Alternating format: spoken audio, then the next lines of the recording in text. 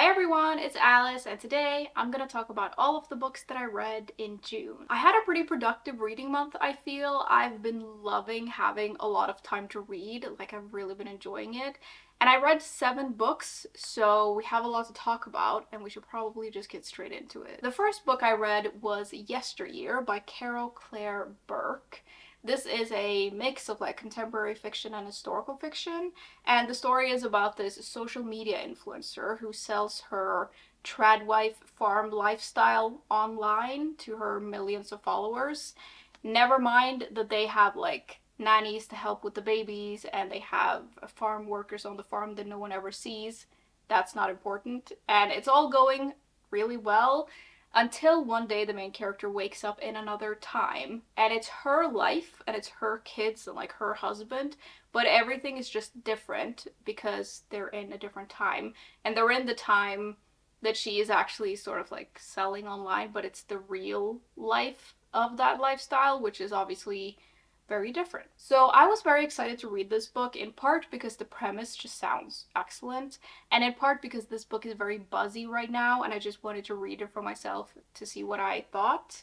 I went into this with the expectation that even if this wasn't a new favorite book, it would make me think, and I feel like that's exactly what I got. One of the things I was very intrigued by when I picked this book up was that I knew that it followed an unlikable main character, and I love reading about unlikable main characters, and the main character in here is definitely interesting. We see the story only from her perspective, and she is sort of unlikable from the very beginning, and a lot of the book is about her almost like building a facade to hide that fact and to sort of fit into the mold of what is expected of her. And it's very interesting to see that from her perspective because it is exhausting, and in the long run, of course, it doesn't work. She's definitely insufferable in parts, she's unreliable in parts, and she's a little bit unhinged, and being in her head was both infuriating and kind of sad. You can see how she interprets certain things that happen, and you can see that she's almost like addicted to this lifestyle that she has, but it's very fake. And it was very interesting. I do think sometimes I wanted a little bit more reflection or something like that, but then it does make sense with the main character that we don't really get that. I think that although the main character is interesting and sometimes reading about her is kind of shocking, she does occasionally feel like a caricature of this kind of person, and I sometimes wanted a little bit more nuance. It's kind of hard to explain this because I don't think the main character is very nuanced, but because of us seeing this whole book from her perspective and her being the way she is, sometimes I just felt like I wanted a little bit more out of this. Like, the themes are very interesting and we do delve into some of the themes, but I wanted more depth from it. Like, I wanted to dive a little bit deeper, and sometimes I felt like the themes were kept kind of surface level. That does make sense because this whole lifestyle is just like surface level. Like, it's not real. But I think I just wanted a little bit more from this, and it's kind of hard to think how that could appear in this book, like how it could be done.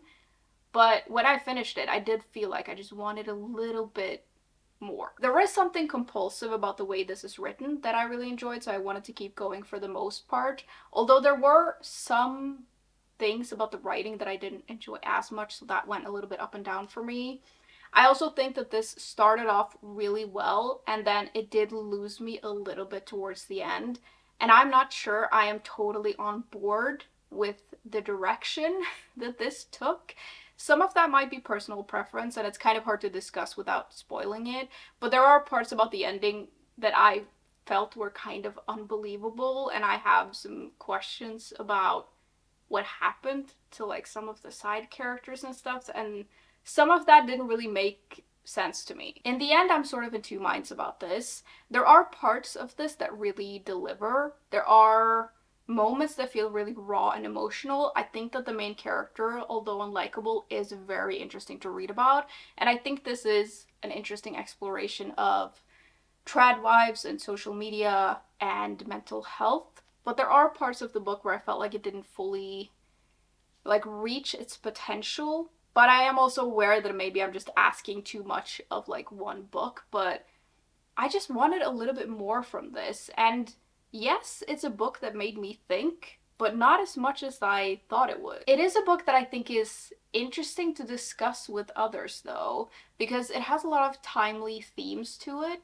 And there are a lot of scenes in here that I think you could really delve into, and it would be interesting to discuss with other people. I might force some of my friends to read this, to be honest, because I would like to discuss it with them. When it comes to the rating, though, for me this feels somewhere between 3 and 4 stars, maybe leaning more towards 3. I think I would have liked it more maybe if the ending had been a little bit different. I felt like it really lost me at the end a little bit, so yeah, maybe that's it, but it was definitely an interesting read, and I'm really glad I read it. Secondly, I read Fox by Joyce Carol Oates. This is a literary fiction mystery, and the story follows several different characters in this town, most of which are connected to this elite academy. And at that academy, a new teacher has started, and he has charmed almost everyone, and he goes missing. And his car is found like half submerged in a nature reserve nearby. And as that case is investigated, it becomes clear that this teacher had some secrets. This is my first book by this author, and when I mentioned this in a recent TBR, a lot of people said that this author is amazing and were like, you should be really excited to read her. So I was very excited to read this. And even though I am in two minds about this particular book, I am excited to read more about this author. So I'm really glad that I've discovered her. When I started this though, the writing caught me a little bit off guard. Like the writing style is very, very specific.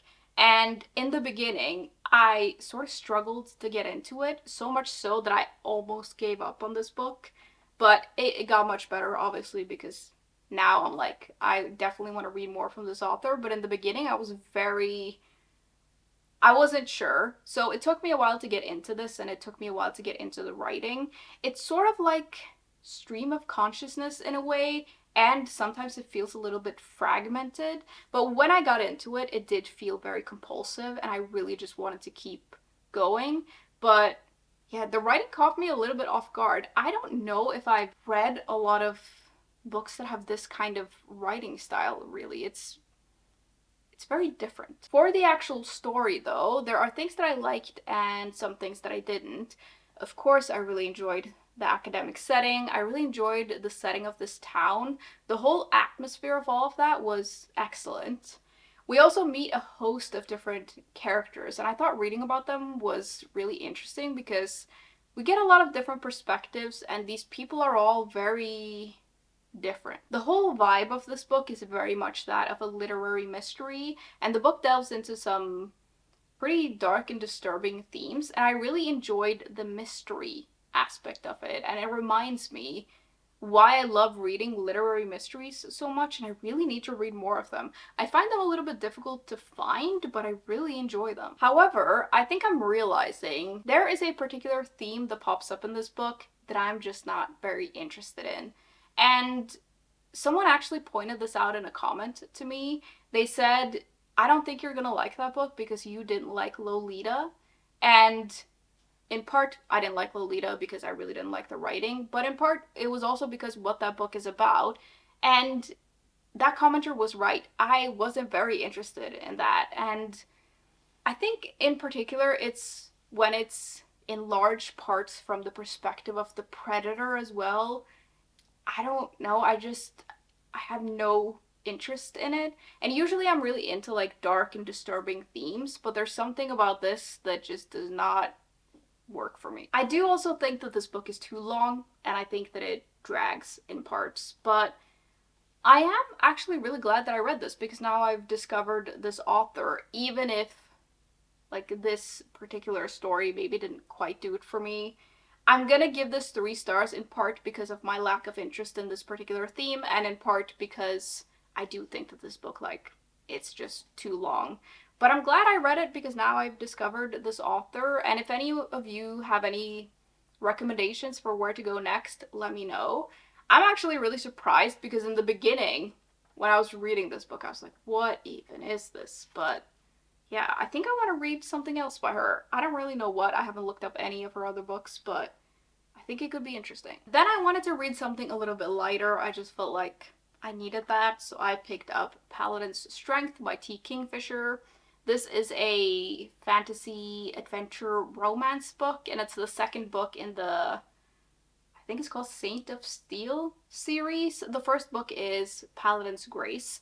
And in this book, we are following two characters. One is a side character that we meet in the first book. He is a paladin who is tracking a supernatural killer. And the other is a nun from a secretive order who is looking for her sisters who have all been kidnapped. And the story is about what happens when their paths cross. I really enjoyed the first book in this series. It was sweet, but also fun and exciting, and I was really excited to read this as well. I know this is something that not everyone agrees with, but I actually think I like the second one better than the first one, which I am very surprised by, in part because I just really liked the first book, and in part because I usually the first book is always the best. But for some reason, this really hit the spot for me. The story is very much in the same tone as the first book, and it's very much like the vibe of Kingfisher, where we're mixing like humor with some darkness, and I just really enjoy that. I also loved the characters in here, both the paladin and the nun, and we see the perspective from both of them, and the two of them together I just loved. And I love that they are like big people. They're both like really tall and they match each other really well, and the two of them together was just so good. Now, I think that there are two things in particular that made this one really work for me. The first thing is that in the first book, we are introduced to this like background mystery of something that happens with some severed heads that are found in that town. And there's like a weird creature that does something with that. And we don't really get any answers in the first book, but in this book we do, because that is what the paladin is doing. He's trying to figure out what's going on with that. And I just really enjoyed that mystery aspect. The second thing is a thing that always gets me in books, and I'm sure you can see this coming, but it is the fact that this has like an adventure element. They are basically on a quest, both of them. They're not looking for the same thing, but they end up going on a quest together. And there's something about that that I just love reading about it. Like them traveling and all the things that they come across, I just really enjoy that. So that together with that supernatural mystery thing, I just think made it so good. I also do love the characters in here, but like I think that's what really made me love this. I think the first book leans more into like solving this mystery with this assassin, and this leans more into like the adventure, and I just think it's personal preference that I just love adventure. I also just really enjoyed seeing more of this world and having it be expanded a little bit. I always really enjoy that. There were also a lot of things in the story that really surprised me, and I don't know if I should have known this, but there's some stuff that happens in particular with the nun that just really surprised me, and I really enjoyed that aspect of the book, and I couldn't see it coming. A thing that you can see coming, though, like from a mile off, is the romance between the characters. Like, this is a fantasy romance, so of course there's romance in here, and I really enjoyed it in here. I think I got so invested in it because I just really liked the characters as people, and I loved reading about them. So seeing them get together and like how they get there, I really enjoyed it. I did say this about the first book as well, though. I think the reason that I enjoy the romance in these books is because even though it's a big part of the story, there is a lot of other stuff that is also going on. And I think I need that in order to enjoy the romance, because if it's just straight up romance, I just don't care. But there was so much else going on in here as well, and all of it together was just perfect. I'm almost contemplating giving this book 5 stars because I just enjoyed it so much. It is maybe objectively more like a 4-star read, but I just had such a good time with this book, and I think this is the reason that I'm reading so many books from this author. I just really enjoy them, and I have such a good time with them, and there are so many elements in this author's stories that just really get me, and I just enjoy it so much. I really love this one, and I'm so glad that I have the next two books in the series. There are four in total. I already have them, and that's very exciting because I think I'm gonna have to read them over the next couple of months because I'm really, really enjoying the series. Next, I read Still Life by Sarah Winman. This is a like historical fiction, literary fiction book, and it starts off with a soldier and an art historian meeting in wartime in 1944 in Italy. And this meeting will shape both of their lives going forward. And the story is basically about them in the decades following that meeting. It's a little hard to summarize this book and really capture like what it is, but we're basically following these characters and some of the other people in their lives through many years after this meeting. As a person who loves a character-driven novel, which is what this is, and loves historical fiction, and has already read a book by this author and loved it, I'm not surprised at all that I really like this one. The story takes place in part in England and in part in Italy, and the way that this was brought to life was just excellent, and I really enjoyed the different settings. The thing that really makes this book good, though, is the characters, because that is the main focus of it, and I really enjoyed that we follow both these characters that meet in Italy, but also a lot of the other people in their lives. And there's a whole host of them, and now that I think of it, there are actually quite a lot of characters that we follow, but to me it didn't feel overwhelming. Like, I was interested in all of them, and they all have like different relationships with each other, and they come together in different ways, and it's a little bit of like a found family situation, but then some of them are also actually related. And in this mix there is also a parrot named Claude, so there's a lot of interesting creatures and people in here. I also really like how the story weaves through time and progresses throughout, and seeing the different characters go through different parts of life. Some of it is wonderful, some of it is sad, but I feel like this book is, in a lot of ways, it's a book about love, and you can really feel that. And I don't necessarily mean romantic love, I mean all kinds of love. And these characters, they really like love each other in different ways, and there is something almost intangible that keeps them together. But the story is a lot about love and different kinds of love, and just people coming together and different kinds of relationships. And in a way, it almost feels like a celebration of life, and it's really lovely. In part, I feel like this book is almost like slice of life, but you get a lot of slices of like different parts of these characters' lives, and there's not a lot of quote unquote action in this book, which makes sense because of what it is, and it's also just character driven, so it's just about their lives. And of course a lot happens in it, but it really is just about these people.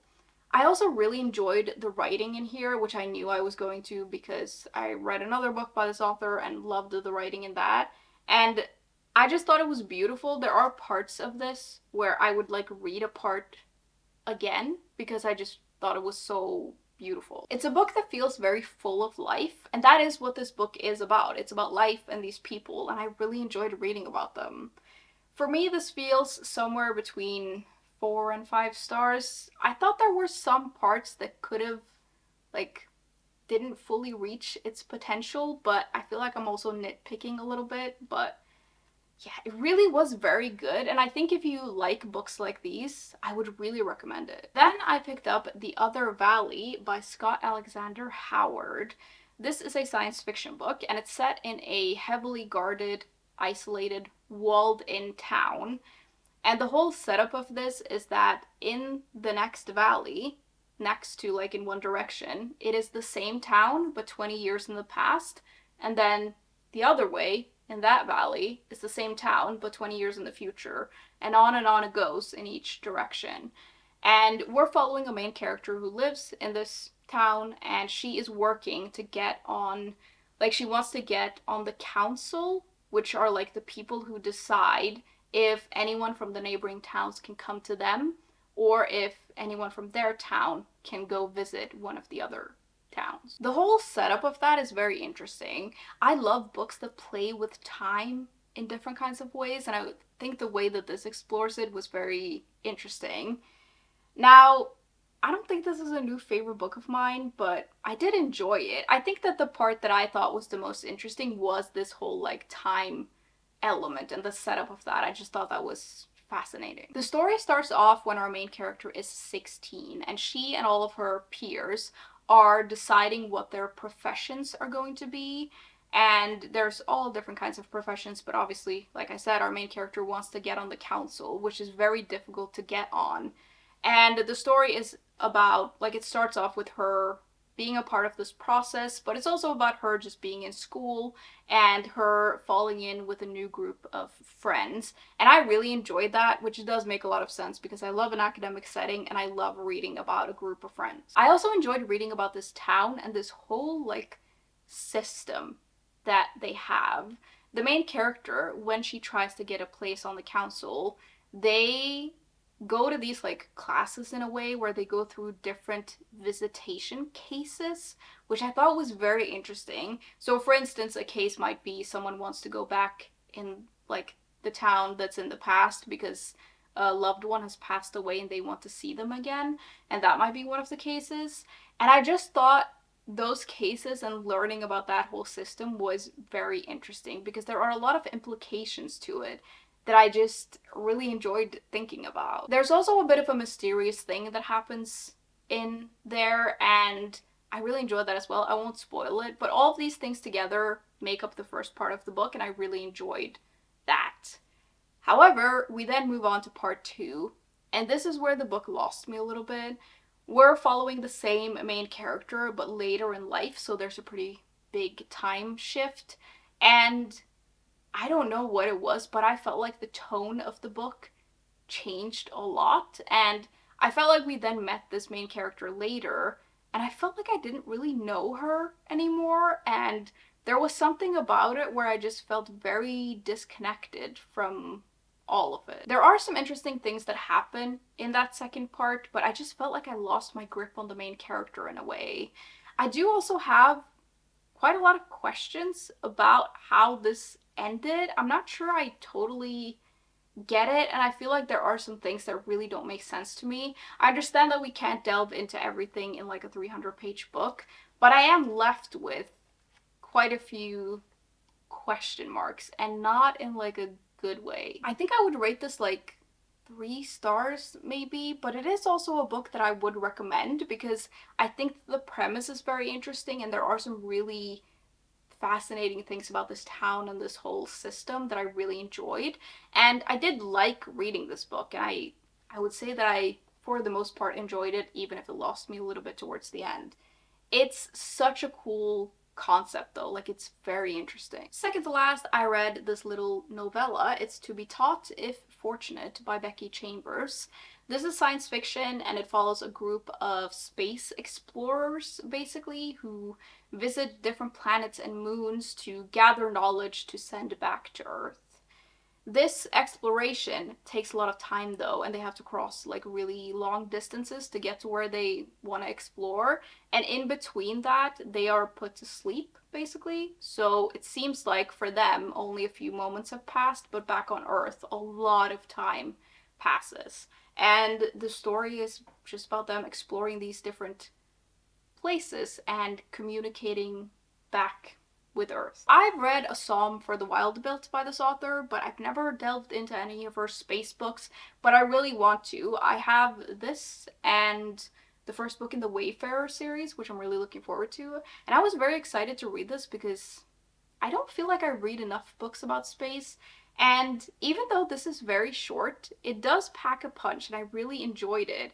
It's the kind of book that made me contemplate a lot. It's only about 130 pages, but in these pages, we get to know these astronauts who have different like fields of expertise, and we see them like visit these different places, and the book is very much like a reflection on where they're going, why they're there, what the point of it is, and what the point of what they're doing is, which I really enjoyed. Like, it's a very reflective book. Although there is exploration in here of these different places and we get to see these different places, This is what I would call a very character-driven novel in a way, because the story is very much about these people and what humanity is really doing out in space in this book. And there's so much like discussion around that and reflection around that. So even though there is a lot of stuff that happens in here, it feels like a very human and existential book. I also really enjoyed the writing in here, which doesn't surprise me because I've read another book by this author and really liked it.